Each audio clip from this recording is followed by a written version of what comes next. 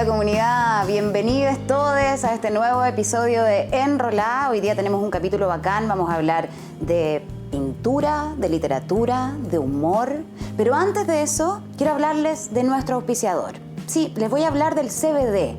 ¿Qué es el CBD? Es uno de los componentes de la cannabis que se ha hecho más famoso en el último tiempo porque tiene un montón de propiedades ansiolíticas, medicinales, antiinflamatorias. Entonces puede ayudar con muchos de los problemas que tenemos todos en la vida contemporánea. La falta de sueño, el estrés, los dolores musculares, la ansiedad. De hecho, hay muchos deportistas que están usando el CBD porque ven que les ayuda con estos problemas sin afectar su rendimiento. ¿Por qué? Porque la gracia del CBD es que, a diferencia del THC, no te vuela. Bacano, ¿no? Pero bueno, ahora vamos a lo que nos convoca esta tarde y es nuestra invitada del día de hoy.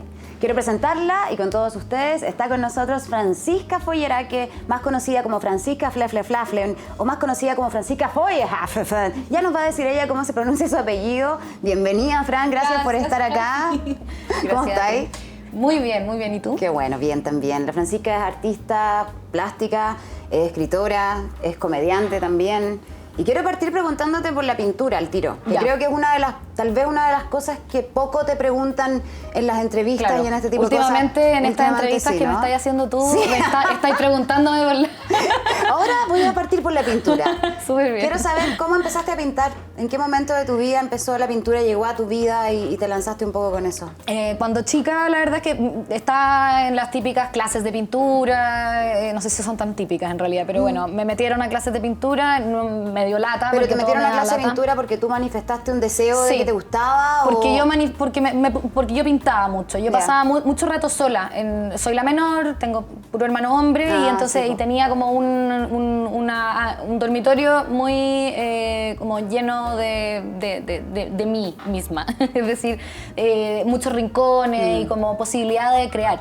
Y también mis dos papás trabajaban, entonces no estaba como muy llena de actividades extra programáticas ni nada. Entonces pasaba bastante tiempo ahí y obviamente que experimentaba con miles de cosas y una de esas era el dibujo, la pintura y mi mamá, como toda mamá, cree que su hijo tiene un talento siempre y entonces ella pensó que yo tenía algo porque pintaba con mucho color, entonces me metió a clases de pintura. Y ¿qué edad tenía ahí cuando pasó eso? Sí, enana, no me acuerdo. O sea, ella todo el tiempo me dice, las clases de pintura son la razón de que tú pintes. Que tú ahora seas así, sí. Claro. Entonces, bueno, deben haber durado no demasiado, pero un año o algo así. Pero tengo igual como un recuerdo de haberme fascinado mucho con la profesora, porque era como una hippie bacán y como que tenía una casa a la raja y era todo como que, me acuerdo que creo que colgaba los cuadros en la tina, en el coso para la cortina, ¿cachai? Claro. Tengo esa imagen. No sé si lo soñé o es verdad, ¿cachai? Pero cuando pienso en pintura me acuerdo de esta persona de un pelo largo y unos cuadros colgados arriba de una tina. O sea, ¿te gustó como ese universo también, ese mundo? Sí, y como que la cosa relajada y también muy distinto a lo que era mi casa porque mis papás son más intelectuales, entonces no había tanto como chorreo de materiales ni una cosa, era más una onda de libros, ¿cachai? Entonces, bueno, ahí pinté, pero después me pasó que en el colegio yo no era como la mejor para arte del curso, entonces inmediatamente me resté de ese ámbito. Y uno como es estúpido en el colegio necesita como ser el seco para algo, ¿cachai? Sí. Como destacar y si no es como hay otros que son mejores para esto, entonces yo no lo voy a hacer mal. Sí, y es muy absurdo. Yo creo que los profesores también como que colaboran en esa cuestión porque te dicen como, tú eres bueno para las matemáticas y te encasillan y como que entonces vas a ser ingeniero, tú eres bueno para las letras, entonces vas a ser para la historia. Claro, sí. Y eso sin hablar de los prejuicios que cada cuestión conlleva, o sea, sería artista y flojo, o vaya a ser pobre. Claro. Yo quedé no en el lado de los artistas porque no me destacaba especialmente, sino que quedé en el lado como de la filosofía, porque aportaba mucho, me iba muy bien en filosofía, particularmente porque la profesora me tenía muy buena barra y me inflaba yo creo las notas, pero quedé como por el lado más de las letras también. Entonces yo dije, bueno, lógicamente tengo que estudiar literatura. Y en letras no hice nada plástico estudiando. Y como que siento que lo echaba de menos, como que encontraba que había pero sin saberlo muy conscientemente, sentía que había algo perdido. Hasta que un día, cuando entregué mi tesis de letras, yo ya había tenido un hijo, entonces había tenido un año muy duro, había congelado un año, después había sacado la carrera con un niño a cuestas en el fondo. puta, entregué la tesis y fue como, yo sentía que me merecía el Nobel de haber entregado una tesis con una guagua a los 22 años, o sea, no, 21, ¿cachai? Entonces, en la micro, camino de vuelta a mi casa, pensé en una historia y pensé en la obligación que yo tenía, porque estudié letras, de escribirla. Y dije, qué lata, ¿cachai? Que ya, no quiero ver más esta weá, no quiero... Llevo escribiendo 5 años, no quiero escribir más. Exacto. Entonces dije, puta, ¿pero qué puedo hacer? Y de repente se me ocurrió que podía pintar eso. Y claro, en mi casa habían alguna acuarela, algunos materiales, y me puse a esbozar algo y me quedó como una cosa media como cómic. Pero entre el cómic y el dibujo, no era, o sea, era con acuarela, tenía como cierta... y entonces se lo mostré como en mi familia, a mi amigo, y un amigo mío se embaló mucho y me dijo, oye, quiero comprarte, porque me puse a hacer y eran como chistosos, eran las situaciones como más o menos chistosas. Y este amigo me dijo, te quiero comprar 3. Entonces yo ya, y se lo vendí. Qué buena onda el amigo, sí. Como un mecenas inmediato. Muy así. buena onda. Y me dijo, ya, ¿cuánto me cobras? Y yo no sé... 10 lucas, ¿cachai? Entonces ya... Para comprar materiales, claro. Y entonces ahí, obviamente que me embalé y dije como yo ya vendo mi obra, ¿cachai? O sea... Soy una artista consagrada. Sí. No, pero en realidad, claro, como que entre que me la creía y no me la quería creer, hasta que una amiga me dijo, oye, qué bonitas tus ilustraciones. Y yo le dije, ¿cómo ilustraciones? Porque justo coincidió esto con el boom de la ilustración, cuando la Cata U estaba en su momento. Exacto, cuando los ilustradores empezaron como a volver taquilla, y esto abrió también un mundo a que conozcamos su trabajo hoy día. ¿Sí? Exacto, y entonces ahí yo dije, obviamente yo soy ilustradora, ¿cachai? Y voy a tratar de hacerlo. Y ahí estuve tratando mucho tiempo de ser ilustradora, y soy pésima ilustradora yo, porque la verdad es que ilustrar requiere como toda una weá que yo no tengo, que es como agarrar un texto y contar y hablar de ese texto de otra manera. A través de una imagen, hacer una síntesis de eso. Claro, y no puede ser literal, tenéis que agregarle, tenéis que ponerle un valor agregado, entonces, pucha... ¿Y cómo de ahí llegaste al óleo, entonces, que es lo que hoy día tú pintáis? Por esa frustración, por digamos, ese camino. Como yo quería ser ilustradora y como que yo tenía en muy mala... estima el tema de los artistas, porque yo juraba que eran todos pasados acá mucho ego y bla, bla, bla. Yo me sentía más cercana como a la figura del ilustrador, como una persona un poco más aterrizada, más dentro del sistema, ¿cachai? Trabajan en revistas, trabajan en medios, entonces yo decía, eso es un poco más entretenido que ser artista, ¿cachai? Que pasaba acá. Entonces, claro, con alguna cosa como el taller, claro, con un colchón en el piso, sí, y todo como nadie se baña. Esa bohemia yo la encontraba como... Y entonces, y la encontraba pretenciosa más que nada. Y a mí me preocupaba mucho no ser pretenciosa, era como la pretensión de la no pretensión. Sí, porque es como una trampa igual. Una trampa. Sí.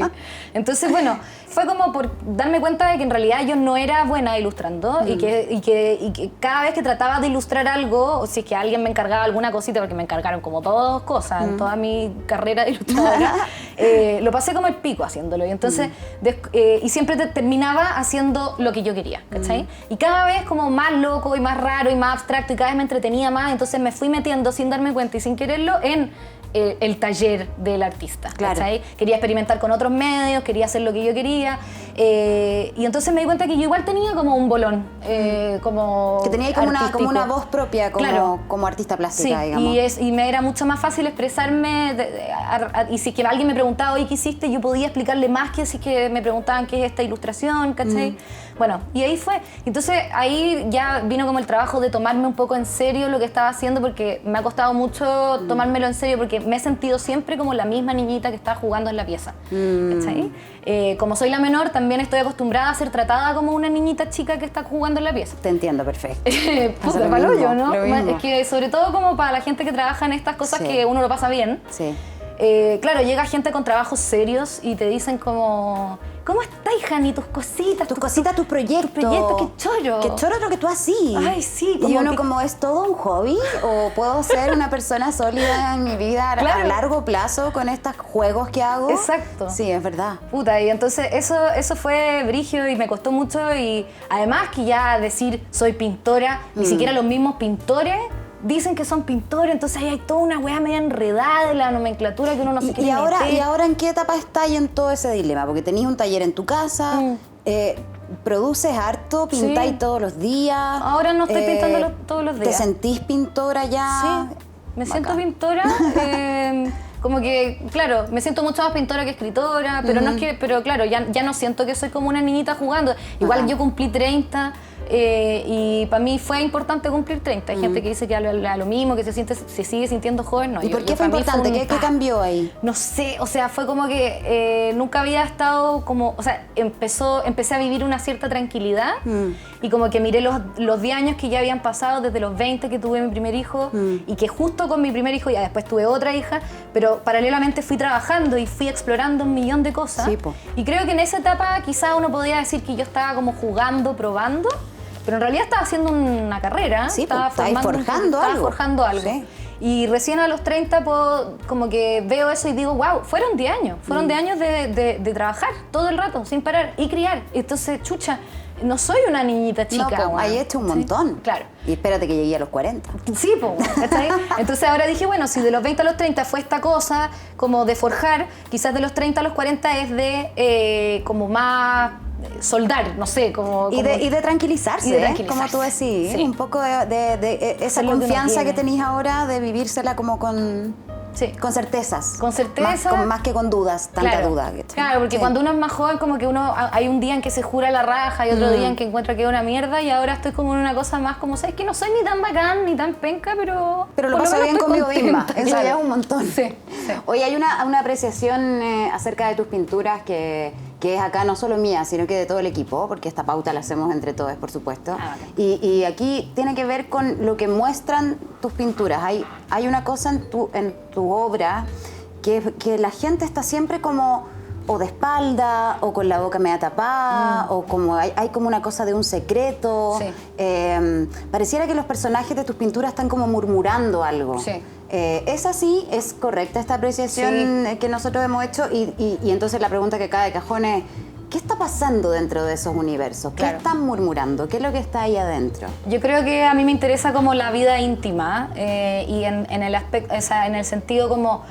A ver, yo soy muy paranoica, entonces cuando era más chica estaba constantemente pensando que los demás estaban hablando algo malo de mí y entonces habían unos grupitos de compañeras que algo se secreteaban y yo tenía unas crisis de paranoia así tremenda en donde la profesora tenía que intervenir, ¿cachai? Porque yo empezaba con, están hablando de mí, por favor dígale que pare no sé qué, ¿cachai? Y no sé de dónde vendrá esa weá. Y quizás también tiene que ver con que yo, como soy la menor, también los grandes siempre hablaban de algo que yo no entendía bien. En sus cosas de grandes, claro. Cosas de grandes. Claro. Yo tuve que hacer un esfuerzo como sobrehumano para estar sentada en esa mesa comiendo. A pasar de la mesa de los cabros chicos a la mesa de los adultos. Claro. Sí, pues. Y cuando pasáis a esa mesa y eres parte de esta conversación, sí. Es como... es bacán, pero por otro lado es súper desafiante. Entonces hay que luchar con las ganas de, no, o sea, es que prefiero irme a ver tele, a comer, ver alguna hueá que yo entienda. Pero mis papás me decían como, no, quédate si queremos conversar contigo, pero al mismo tiempo era difícil. Entonces, claro, como que el no entender de lo que el resto habla o del ámbito como privado de los demás que hablan, que hay un murmullo, no sé, como que por ahí va la cuestión. Sí, hay una cosa como que te atrae, pero también es como medio voyerista, porque también es mirarlo un poco de lejos. Claro, y me da un poco de susto también, no me siento parte de eso, por eso quizás los personajes dan la espalda, ¿cachai? Porque yo estoy afuera mirando esa cuestión. Y nunca me he sentido parte de un grupo, ¿cachai? Ponte tú, yo no tengo un grupo de amigas así como bacán, del que yo me sienta la líder o o nada, ¿cachai? Ahora, igual es como ahueonado sentirse la líder del grupo de amigas, pero... sí, como qué aspiración es esa, Pilo, ¿cachai? pero no, como que tampoco, nunca he sido muy aglutinada con gente. Sí, te cacho, ¿cachai? claro. Soy más de mi familia y tengo amigas como más atomizadas, ¿cachai? Ahora, tú eres pintora, pero también escribes y, claro, decías que no te sentías tan escritora, pero sin embargo escribiste un libro, que lo tenemos ahí, Nanúfar y otros relatos. También haces humor, guiones, comedia, personajes, caracterizaciones. Me pregunto yo si cada arte o cada espacio creativo para ti responde a distintas necesidades emocionales, ¿me entendís? Como, porque tú eres una persona creativa en su totalidad. Te despertáis con una idea o desarrolláis una idea en tu mente unos días y después decís, esto en realidad es para un cuadro, no, esto es para un guión, no, esto es para la vieja cuica, esto es para... ¿Cómo vais y cómo vais sintiendo eso? ¿O todas las ideas podrían servir para todo? No, claro, no todas las ideas podrían servir para todo, pero no sé si tiene tanto que ver con algo emocional, sino que es como más algo práctico, como cómo puedo yo, con mis capacidades que son limitadas, como las de todo el mundo en el fondo, plasmar mejor esta idea. Entonces este medio me va a ayudar y en el fondo el mismo mecanismo que utilicé en esa micro a la vuelta a la universidad cuando dije quiero hacer un cuento, pero me parecía espantoso hacer un cuento de esa wea, pero sí me parecía posible pintarlo, ¿cachai? Y ahora ya tenéis súper claro en estos ámbitos donde te moví, dónde puede... Claro, cada vez llego más rápido a esa conclusión. Claro. ¿Y los procesos creativos cómo son y qué los diferencia? O sea, como... Es súper distinto escribir un guión que pintar un cuadro, es súper distinto hacer una canción si fuéramos músicas que, no sé, hacer una obra de teatro. ¿Qué proceso creativo disfrutáis más? Viste que hay procesos creativos que uno a veces como que padece porque te cuestan más, sufrí, no te sentís tan bacán, pero estáis muy enamorada de hacerlo y hay otras que tú decís, tengo todas las herramientas, esto me sale bacán, soy seca, pero no lo haces tanto. ¿Cómo es para ti estos diferentes procesos creativos y cómo los vivís? Esa weá como de soy seca y la weá me pasa con la vieja cuica. O sea, ahí ponte tú, porque ya es como, puta, me armé un espacio tan limitado, ¿cachai? De donde se pueden mover estos personajes que ya cacho perfecto qué pasa si ella se mueve para allá, qué va a decir la otra, ¿cachai? Es menos amplio lo que puede suceder, pero en el fondo la profundidad que tiene es como hacia adentro, o sea, dentro de ese mundo enano en el que viven ella, pueden pasar miles de cosas, ¿cachai? Pero ya tenés claro como el mapa, como claro el mapa, claro. Y ya sé cómo hablan, las internalicé, entonces cuando estoy escribiendo, puta, hago las voces, ¿cachai? Porque si no hago las voces, como que no sé muy bien qué es lo que podrían estar diciendo. Entonces, si estoy escribiendo la vieja, como pongo Maruja, cosa más estupenda este día. María Jesús, ay, suegra, encuentra que bla, bla, bla, puta. Las vaya actuando cuando las vaya escribiendo, para ver cómo se oyen. A veces como que logro como concentrarme en silencio, digamos, pero cuando las pierdo, porque es como una frecuencia, que uno como que en la radio tiene que ir afinando, y entonces cuando las pierdo tengo que hacer la voz en voz alta, ¿cachai? Claro. Para volver al mood de ese personaje. Ese sería como el proceso creativo más, pero sabéis que me cuesta mucho sentarme a escribir porque yo soy muy rebelde con respecto a la vieja cuica, no me gusta hacerla siempre, me da lata, ¿cachai? Como que digo, no, si día por medio yo llego a la conclusión de que la vieja cuica ya se de que ya pasó, ya esta cuestión se acabó. Sí. A nadie le interesa, ya la maté, la voy a matar un día, pero nunca la voy a matar. Nunca la mato porque ya cuando decidí que la voy a matar, digo, ya pico, no voy a hacer nunca más nada, entonces me pongo a ver una serie, puta, y aparece una idea, weón, y digo, conche tu madre, tengo que hacer algo, weón, y ahí se pone entretenido, ¿cachai? Y con la cosa de la pintura soy más como estudiosa en el sentido de que tengo que ver muchas imágenes y me gusta mucho experimentar quiero como lograr efectos en el soporte, ¿cachai? Entonces me interesa que cuando esto se vea uno diga cómo se hizo, no diciendo como, oh, qué seca, cómo lo hizo. Claro, no desde el virtuosismo. No, desde la técnica, ¿cachai? Entiendo. Y como, ¿qué material usó? O ¿por qué este lápiz así, pastel, se ve así? O sea, ¿cachai? Y entonces por eso uso mucho material. Es un proceso más lento, entonces, probablemente, que le dedicáis un tiempo más prolongado. Sí. O sea, desde que partís con la idea hasta un resultado, a diferencia de, por ejemplo, un guión de humor. Totalmente. Y en el caso de la literatura, ¿cuánto te demoraste en escribir ese libro? No, escribir lo paso como el hoyo, así como escribir. Viste que siempre hay una parte de la creación que uno como que la padece. Sí, eso y que te gusta hacerlo igual, pero la evitáis. No quiero escribir nunca más un libro. Sí, y es raro porque, no sé, cuando termino de escribir estoy mucho más feliz que cuando termino de hacer cualquier otra cosa. Las otras cosas, qué loco. Y eso no significa que en realidad, yo tenía como la sensación de que eso significaba que yo era escritora, porque tuve mucho tiempo tratando de descifrar qué era lo que yo realmente era, como si uno fuera una sola cosa. Claro, como si hubiera una verdad como weón de Dios que se te iba a revelar, ¿cachai? Y porque la gente también te trata de decir eso. O sea, vivimos en un mundo y en una sociedad que te trata de etiquetar todo el tiempo, pues, entonces uno también cae en eso y yo creo que es súper liberador y creo que es algo que viene con los años también, por eso bienvenida a los 30 y 20 para los 40 nomás, que es saber que uno puede moverse en todas esas aguas sin necesidad de ponerse un título. Claro, y que no hay que esta cuestión no es como los filósofos como católicos que dicen como que hay una función, como que tuvieras una cosa que viniste a hacer al mundo. Claro. No, uno se forja el camino, ¿cachai? O sea, uno se hace camino al andar. Y también podéis como ir a hacer mermelada a Villarrica y seguir siendo tú misma, digamos. O sea, podéis incluso descubrir una tercera, cuarta, quinta cosa que vaya a hacer. Y también hay hay un componente como de culpa católica. No sé si es culpa católica, pero por lo menos en mi colegio nos decían que no aprovechar los talentos era un pecado, ¿cachai? Wow. Puta, sí, y yo creo que esa frase a mí se me quedó como muy marcada, porque por algo hago tantas cosas, quizás porque cuando hago algo y descubro que no soy mala en hacerlo, creo que es mi deber. Como seguir explorando eso. Me siento muy culpable cuando estoy haciendo una cosa y no estoy haciendo la otra, por ejemplo. Y eso es como algo que estoy trabajando ahora. Era una pregunta que te iba a hacer, que era la siguiente que tenía pensada, como cómo es un día. Porque además, como tú decías, estáis criando seres humanos, claro. Tenías un marido, tenías una familia, tenías un perro, tenías un gato, no tengo idea, tenías una casa, tenés que ocuparte de cosas, de la vida cotidiana, y la vida cotidiana te chupa tiempo y energía heavy. Entonces, en ese equilibrio, en ese malabarismo, ¿cómo es un día tuyo? ¿Cómo te vas repartiendo los días para escribir, para pintar, para hacer a la vieja cuica, para pasarlo bien, para tener un día no hacer nada también? Sí. ¿Cómo ordenáis tu vida en ese sentido? No lo ordeno, es un sufrimiento como constante, o sea, en ningún minuto como que he tenido como... Ahora en el fondo, claro, estoy con un poco más de calma y un poco más... Me estoy haciendo más nanay a mí misma, como... Está bien, hoy día no alcanzaste a pintar, no alcanzaste a escribir porque tuviste que cocinar. Filo, ¿cachai?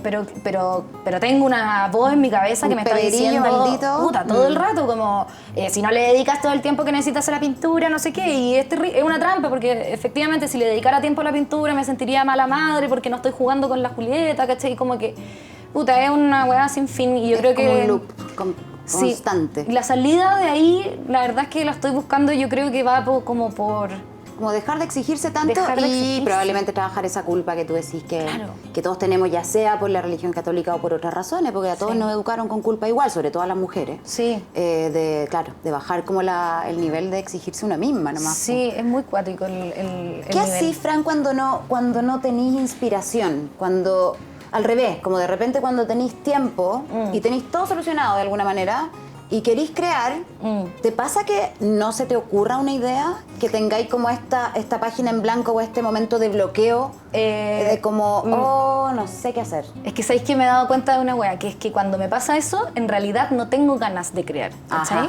Entonces he dicho, no se me ocurre nada y quiero hacer... No, es que en realidad no quiero hacerlo, ¿cachai? Y mi necesidad básica es otra. En realidad quiero salir a andar en bici, ¿cachai? Claro. Y trato de cumplirla dentro de lo posible. Pues, si se puede, bacán, ¿cachai? Pero sí, como que no...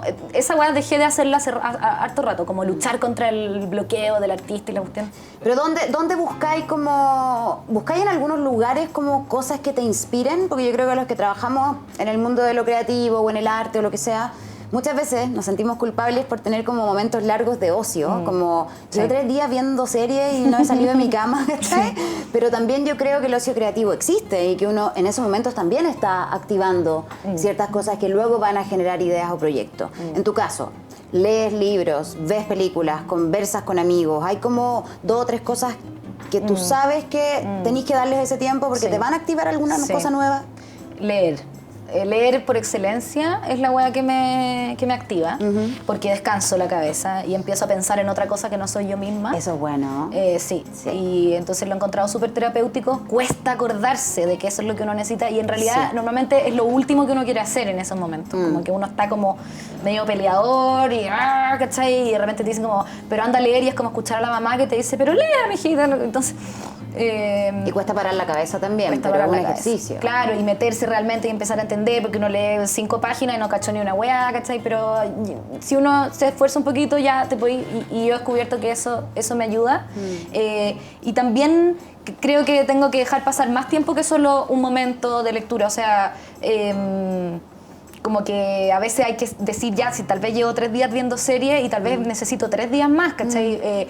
Tal vez no viendo series, tal vez como intercalando otras actividades, quizás no tan laborales o no tan... Pero siempre, y claro, y no desesperarse en como la weá de que no se me va a ocurrir nunca nada más, porque eso es como estúpido, pero uno a veces cree eso y se asusta, y eso te paraliza, ¿cachai?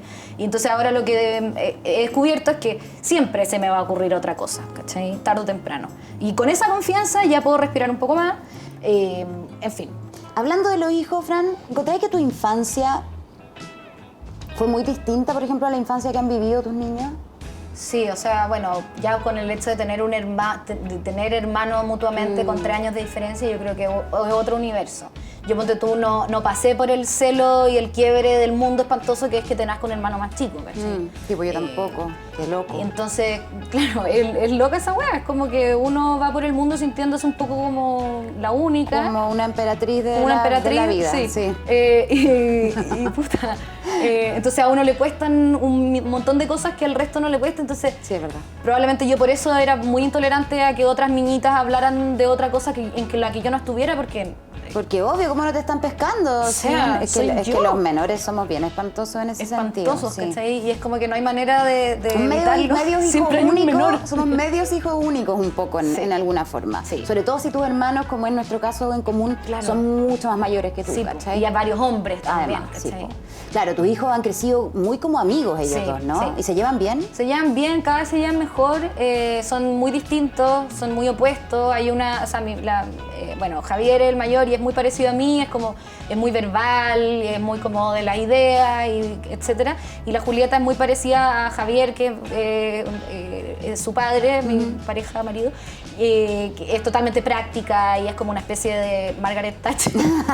En Te juro que miniatura. no sé cómo lo voy a hacer, pero bueno, Qué brígida. es brígida, o sea, me reta todo el rato por ser impuntual, por no sé qué, por estar todo el rato Qué perfecta, bacán. quiere peinarse de unas ciertas maneras. Muy estructurada. Muy estructurada. ¿Y te caen bien tus hijos? Me caen la raja. me Como caen si no muy fueran tus hijos, ¿serían tus amigos? bien. No sé, O sea, es difícil porque son la edad, no sé. no sé dónde nos encontraríamos, pero... Pero te caen bien, te Sí. divertís con ellos, te Sí. hacen reír. Sí, me divierto y me hacen reír. Y creo que eso es un privilegio. Sí. Y creo que también eso es algo que hacen los papás. Pues, sí.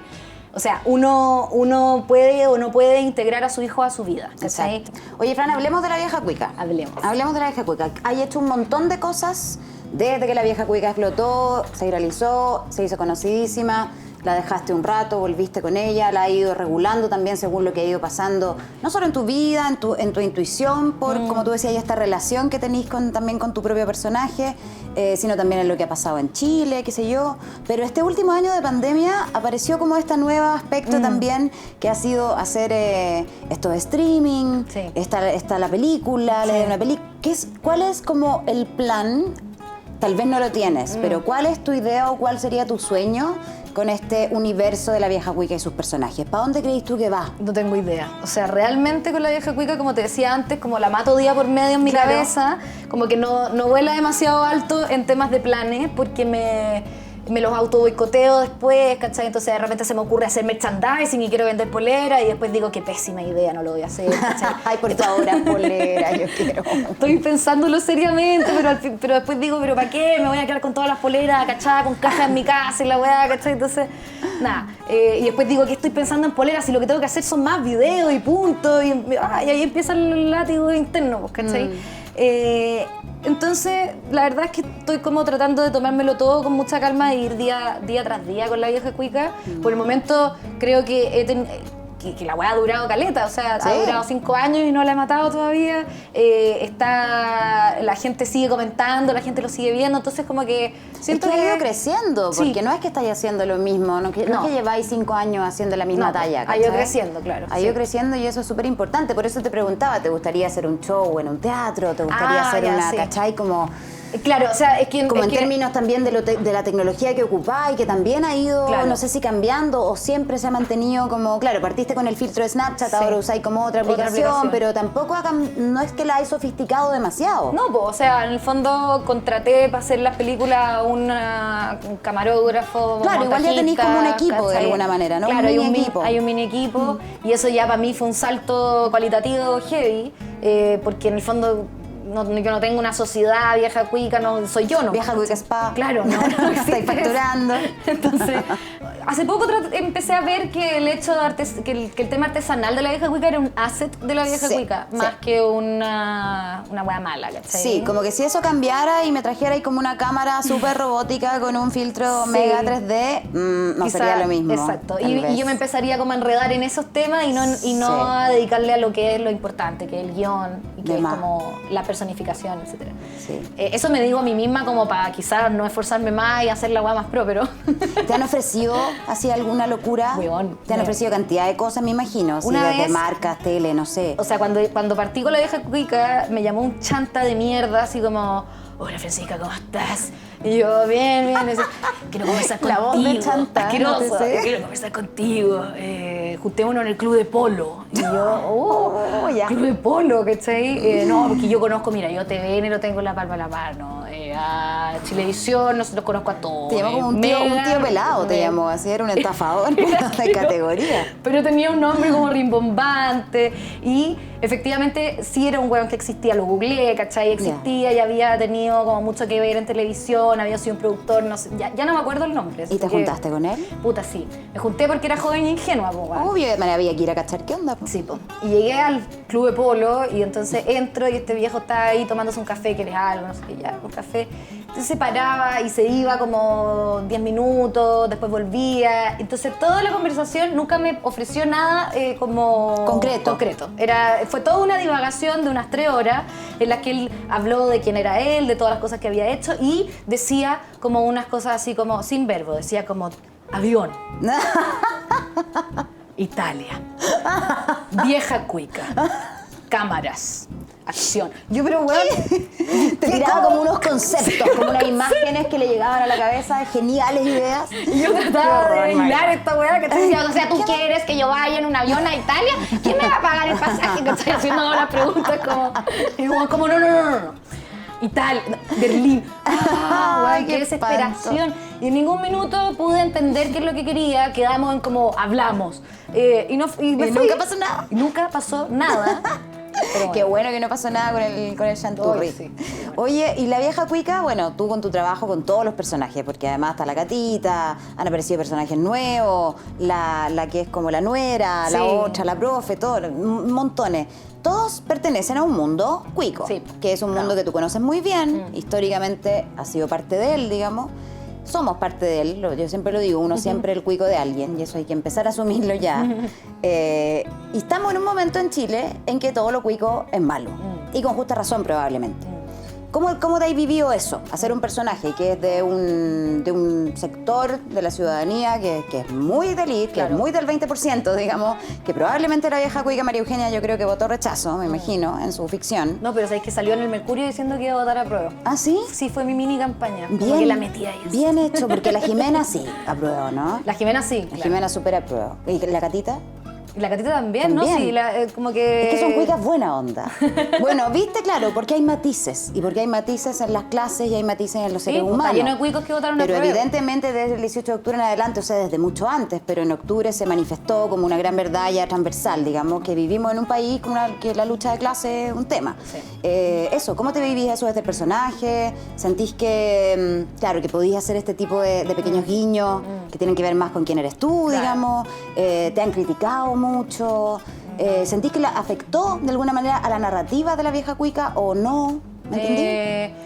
Como que, o sea, sí, efectivamente, obviamente que afectó, la agudizó también. Yo cuando partí haciendo La vieja cuica, yo ya sentía que había una polarización extrema, siempre la ha habido, digamos, pero quizás no se hablaba tanto todo el día, porque ahora la palabra cuico es como constante, ¿cachai? Sí, claro. Cualquiera es cuico y tratan de cuico a gente que efectivamente no es cuica, ¿cachai? Eso, claro, por un lado ahora es un insulto, digamos, como que te digan cuico es ofensivo. Sí. Y por otro lado, claro, hay una como que cualquier cosa es cuica porque todo lo que se odia es cuico, digamos. Entonces, claro. Yo como que sentía como mucha lealtad con mi trabajo también. Como, digamos, yo hice este personaje y no voy a estar como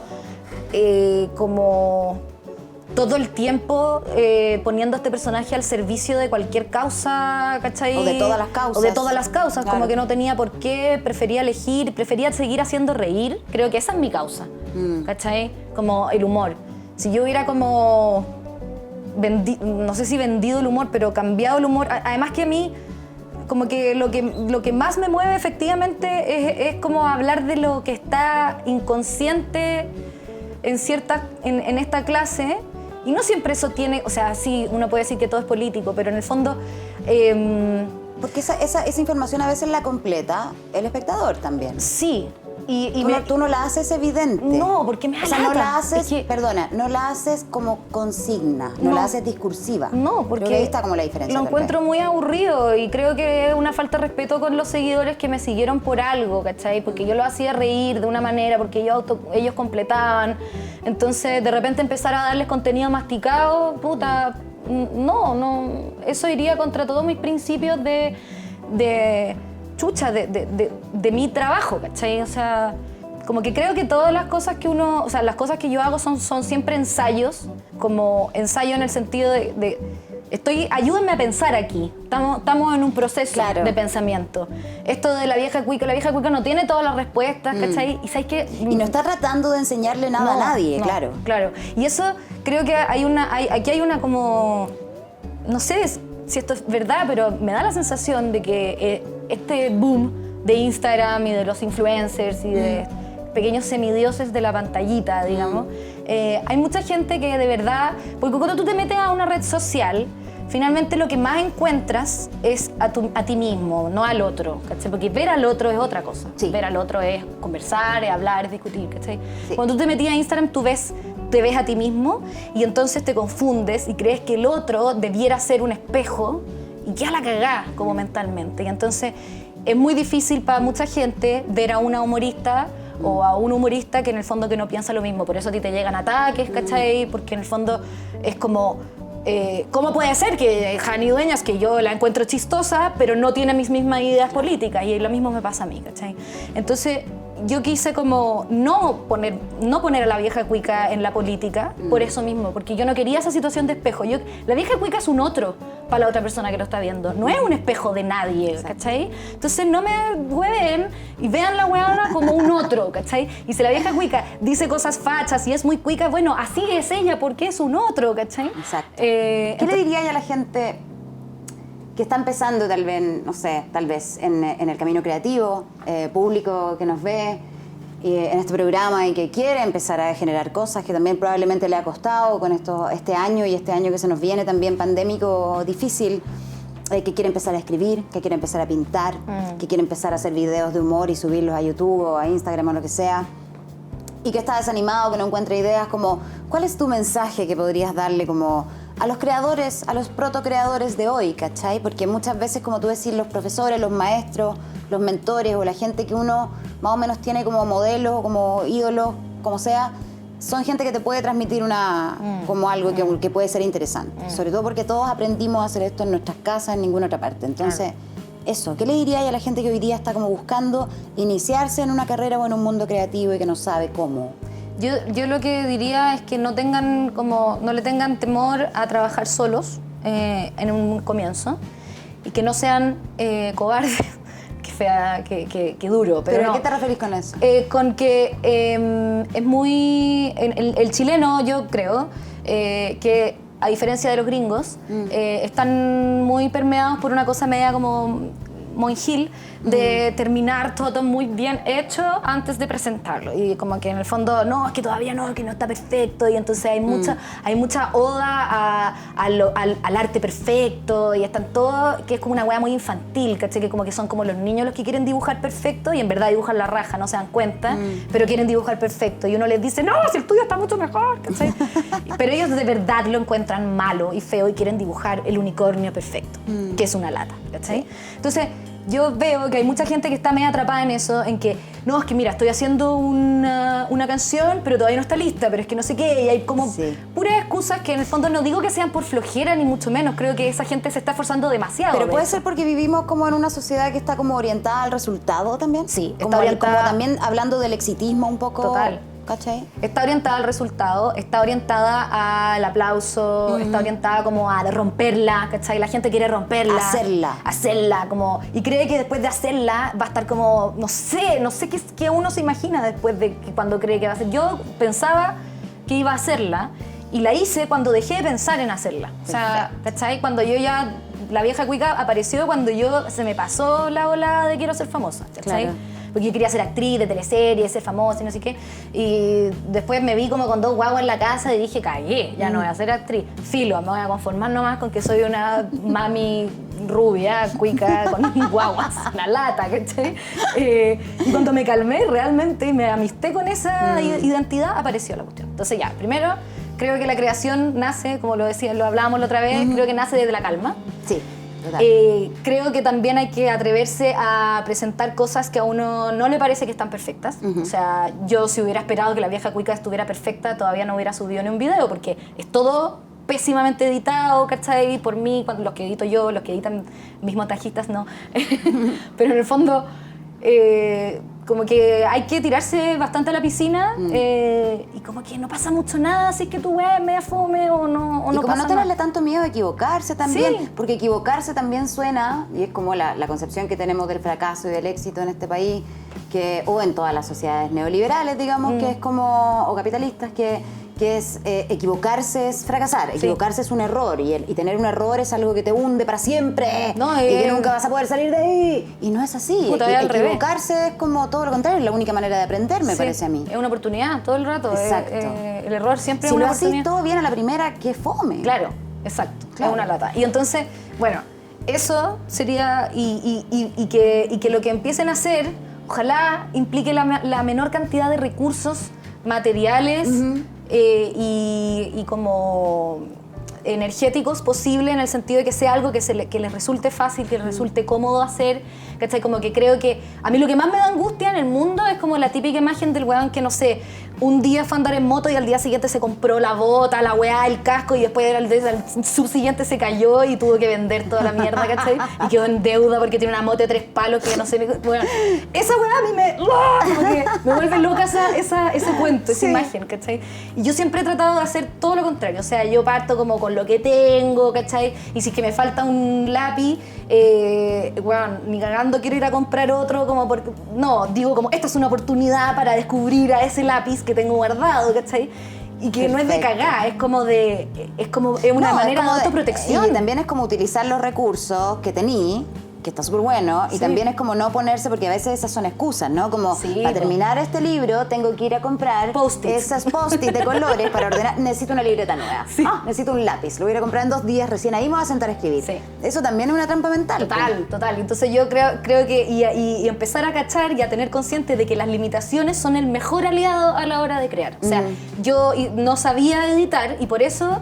la vieja cuica quedó así, que se comía cada palabra, porque yo no sabía y porque no tenía ningún tipo de como tradición, no conocía ningún montajista, entonces no tenía ni un amigo que me dijera, oye, te quedó mal editado y la cuestión. Que claro, uno podría haber dicho como era algo malo, que yo no tenía ningún amigo montajista a quien pedirle el favor de que me lo hiciera, pero fue una weá maravillosa porque lo pude hacer yo gratis y quedó como un cierto ritmo que yo se lo ponía. Claro. Entonces... Eso, hay que abrazar las limitaciones. Abrazar las limitaciones, abrazar el error y calmarse. Y calmar la cabeza. Sí, calmado, porque si uno no la hace tampoco no importa. Y si uno sigue en su carrera de contador auditor para el resto de la vida, con un hijo en un departamento, pico, da lo mismo. Está súper bien. Está súper bien. Da lo mismo, weón. Da lo mismo. Oye, Francisca, gracias por venir hoy día. Un aplauso para la Fran, que vino. Muchas gracias por venir. Espero que ustedes hayan disfrutado de esta conversación tanto como nosotros y nos vemos en el próximo episodio de Enrolá. Adeu.